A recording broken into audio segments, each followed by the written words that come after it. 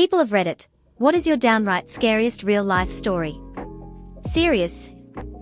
I used to sleepwalk when I was a child. We lived in a rough neighborhood, Decatur, Georgia, and I would wake up outside in the middle of the night, not knowing how I got there, and would have to walk home and walk into the darkened doorway I had left wide open for whoever might be lurking around. However, the time that scared me the most was when I was about 9 years old. I woke up and found myself with the bedroom curtains drawn back and staring out the window. As I came awake, I noticed a very large and completely hairless man, no hair, eyebrows etc., staring at me and slowly inching closer to the window and closer to my face. He was looking bewildered, like he wasn't sure what he was seeing. At that moment, I realized what was going on and I started screaming uncontrollably, frozen in place and peeing down my leg. The man freaked out and screamed, did a tumbling move, and then ran off in a weird zigzag like he was trying to dodge bullets. My mom woke up and thought I probably had a nightmare. The next morning we found a screwdriver on the front porch and damage to the door jamb and door handle. I still just about pee my pants when I tell that story, but now it is usually from laughing. I will never forget the look on his face when I started coming to life and screaming, or his high-pitched scream, or his duck and roll and dodging and bobbing all the way down the street. This is very tame compared to a lot of the stuff on here, but when I was 12 I saw this huge man drop a dollar bill. He seemed not to notice, so I ran across the street to hand it back to him. He thanked me several times, and I could see that he wasn't right in the head. I was a pretty small girl, probably only 100 pounds at the time. This guy easily had a foot on me. All of a sudden, he grabbed me by the top of my head and wouldn't let go. I am so lucky that my dad was nearby, and he pretty much just picked me up and led me away. Hearing a weird groan while hanging out with friends in a sketchy part of Phoenix. We could hear someone groaning and occasionally saying help in a soft and tired voice. We go towards the voice and find a guy laying on the ground in a blood-covered shirt, one hand holding up a knife in his gut. His eyes were weirdly focused on us, but was whimpering and writhing. He kept saying, "Help me, oh God, I'm going to die.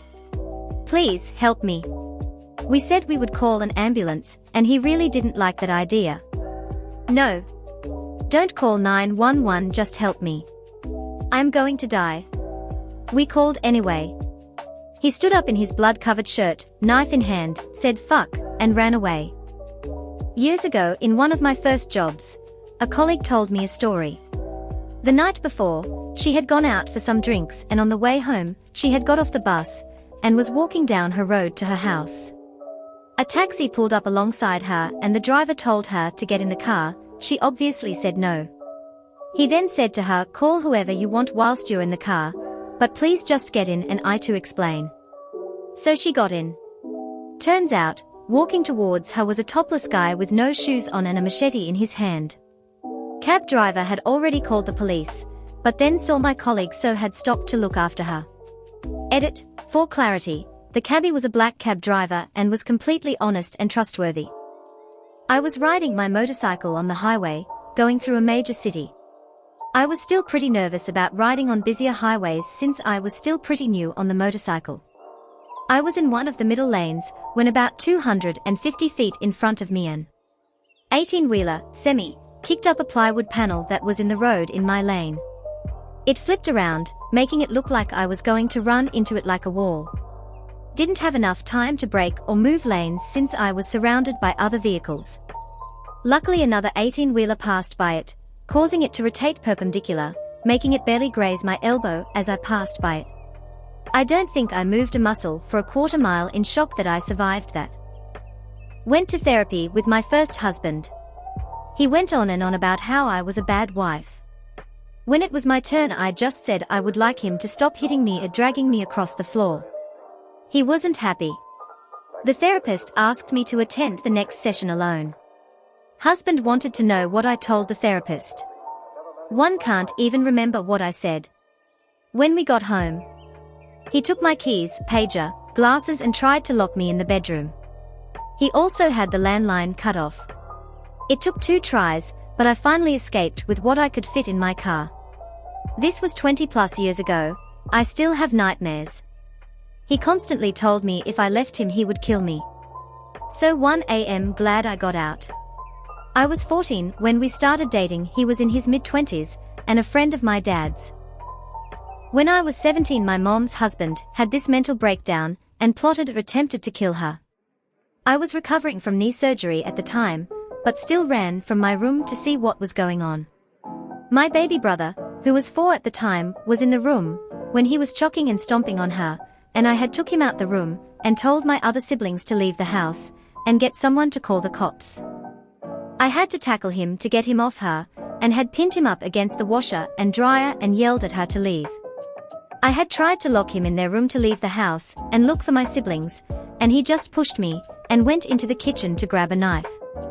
He was trying to hurt himself because in the small time frame I had called the cops. While on the phone he looked me in the eyes and started to cut himself, and then locked himself in the bathroom since he figured he would be arrested if he was gone. What scared me the most was how calm he was when he said, "She's cheating on me, so if I can't have her no one else will," as I was screaming at him. I have no idea how I had got him off her because he was 6 feet 3 inches and 300-somethings IBS. I'm 21 now, and to this day I get jumpy around knives and panic when I don't hear from my mom after she leaves the house. Being fully homeless for a period.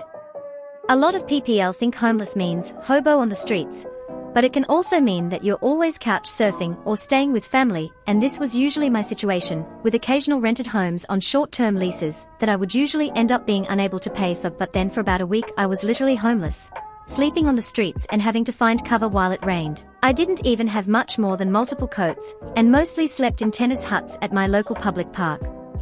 It was terrifying TBH, and I really wanted to die just to get out of it.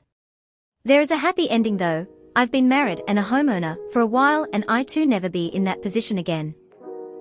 When I was 11 or 12 one of my classmates moved out of the area, but he invited some of us to visit him for his birthday later that year. He had made a new friend at his new school and invited him to the get-together as well.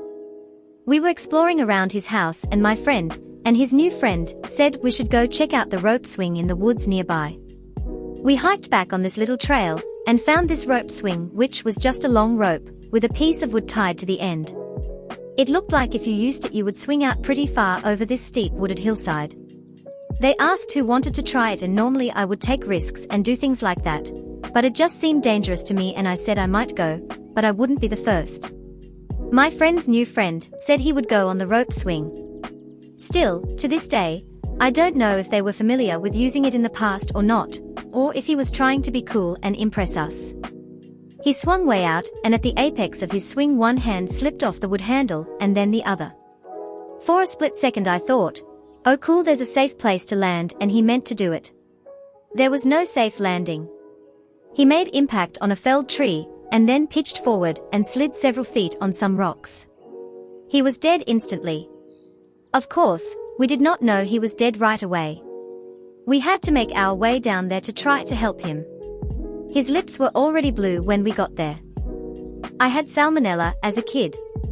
I spent a week at home with the flu before finally going to the doctor. I spent a week at my local hospital, having all kinds of different medications pumped into me. Then it was a week at the children's hospital, where they wanted to make sure my insides hadn't turned to goo. Fever of 104.0 F, hallucinating crickets in the walls. Another week at home with god-awful stomach cramps, as my gut tried to get used to solid foods again. Fun times. A few years later, my family moved to Ottawa, so we went for a walk around the Parliament buildings for some sightseeing. My family was a little ahead of me when someone grabbed me from behind and dragged me back, away from my family. I was calling for my mom, terrified, as a group of Asian tourists dragged me into the middle of them so that I could be part of their group photo. They released me afterwards. My mother jokes about how she turned around and see all these people wrapped around me taking pictures. How they just wanted photos with a little blonde Canadian, and that I could be in someone's brochures. Copied and pasted from the other post. So, I was 4 years old and my sister was 2. My whole family, which consists my parents, my grandmother, me and my sister, were inside family vehicle, waiting for the green light at the crossroad. I and my sister were just goofing around, sitting in front of the rear seat, which your feet are supposed to be placed. And suddenly, the shovel of the excavator just penetrated the rear window and stopped just few inch far from my parents' heads in front seat. I and my sister didn't get hurt, because we were playing under the seat. My grandmother didn't get hurt, because she was too short so that the shovel just went over her head, and my parents didn't get hurt basically because of miracle. Yes, nobody got hurt, but it was traumatizing AF. I am still not able to drive mainly because of this incident. Thank you for watching to the end. Like and subscribe for more videos like this one.